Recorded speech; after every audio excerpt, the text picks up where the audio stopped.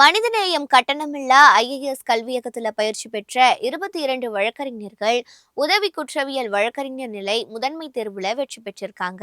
தமிழ்நாடு மற்றும் Puducherry bar council மற்றும் மனிதநேயம் ஐஏஎஸ் கட்டணமில்லா கல்வியகத்துடன் இணைந்து நடத்திய இலவச பயிற்சியில் பங்கேற்று பலர் நீதிபதிகளாக அரசு வழக்கறிஞர்களாக இருக்காங்க.